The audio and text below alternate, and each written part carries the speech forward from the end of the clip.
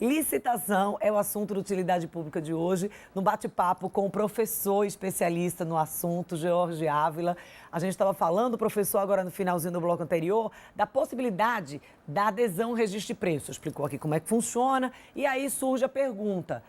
A gente falou muito em secretarias, mas assim, tudo sempre dentro do Estado. Mas é possível, por exemplo, o Ceará tem uma empresa no Ceará que tem um registro de preço de um determinado produto que o estado de Sergipe necessite e que a gente tem alguma dificuldade aqui. É possível essa adesão a registro de outros estados brasileiros? Pode aderir sem problema. O que não pode são os órgãos federais aderirem a algum tipo de ata que seja estadual ou municipal. Então, os órgãos federais eles ficam ali naquela esfera de governo no que diz respeito às adesões. Mas um órgão do estado de Sergipe, se encontrar uma ata que possua uma vantagem de preço e de condições no estado do Ceará, não tem problema algum em fazer essa adesão. Que acho que isso facilita bastante, né? Facilita, né? E a gente sabe que, teoricamente, o processo foi legalmente instruído, gerou a ata e deve ter um fornecedor lá habilitado a te fornecer aquele produto ou a executar aquele serviço. Claro que isso vai depender da possibilidade, né, desse fornecedor fornecer esse quantitativo que outros estados estão pedindo. Isso, e que é uma prerrogativa dele, inclusive. Ele pode não aceitar. Por exemplo, o estado de São Paulo solicita algum item de um registro de preço do Rio Grande do Norte. E aí o fornecedor ele pode dizer, olha, eu tenho, não tenho, posso, não posso. Tenho como abarcar essa logística, não tenho. Uhum. Então, quer dizer que o fornecedor, ele tem essa liberdade. Ele tem essa liberdade. Respeitando os limites de quantitativo que são previstos, ele tem essa liberdade de querer fornecer ou não. Porque ele pode não ter essa capacidade, né? Sim. Ele tem o melhor preço, mas não tem a capacidade de ofertar naquele quantitativo. Exatamente. Tem um outro assunto relativo à compra que eu queria abordar, que era a questão das compras sustentáveis. Sim. Muita gente também desconhece isso. Às vezes, muita gente dentro do próprio setor público. Sim.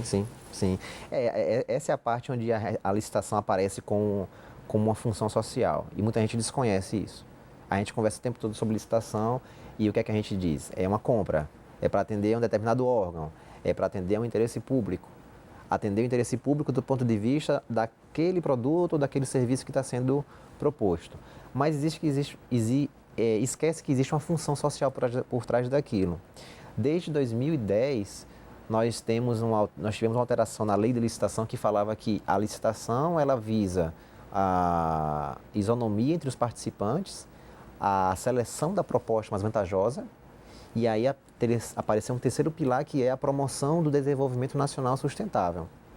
E é natural que você remeta isso ao aspecto ambiental. Quando a gente fala em uma licitação sustentável, quando a gente fala de praticar sustentabilidade, a gente fala de meio ambiente, mas não é necessariamente isso. Nós temos questões sociais e econômicas que tratam da sustentabilidade. E toda licitação hoje, ela deixa de ser um fim em si mesma. Ela não é o objetivo dela apenas colocar um produto, uma especificação que seja isonômica, propiciando diversos interessados participarem.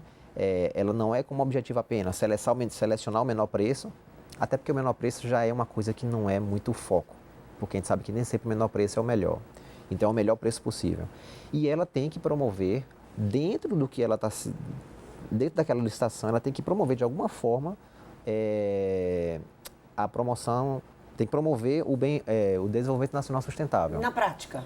Na prática, se você compra um carro, você vai especificar um produto, um carro que seja com baixo potencial de poluição, maior rendimento. Isso é um aspecto ambiental. Mas se você caracteriza e você prioriza a indústria nacional, então existe um aspecto social sustentável aí, que é a geração de emprego e renda. Isso tem funcionado? É um desafio. É um desafio porque uma licitação sustentável, ela normalmente agrega valor, ela é um pouquinho mais cara. Por exemplo, nós temos aí as microempresas e empresas de pequeno porte. Elas estão participando de licitação de uma forma diferenciada. Existe uma legislação que beneficia a microempresa e a empresa de pequeno porte na participação em licitações.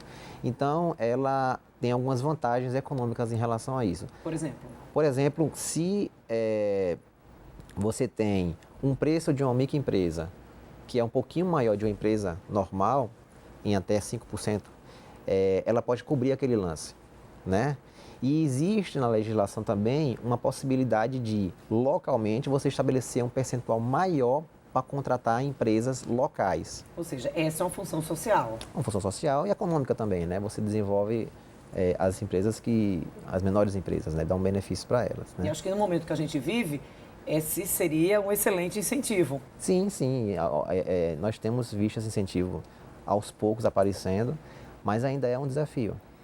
E outro desafio que o senhor trouxe agora, Dani, olha, nem sempre o menor preço, porque na verdade esse processo surgiu muito para se buscar o menor preço, para que tivesse o poder público, ele pudesse adquirir os produtos de fato no menor preço, no menor lance ali no mercado. É o que todo mundo pensa, né? Pois é, mas é um grande equívoco, porque, por exemplo, aí eu vou voltar para a área da saúde pública, porque vamos levar, porque eu acho que é o de maior utilização, um esparadrapo.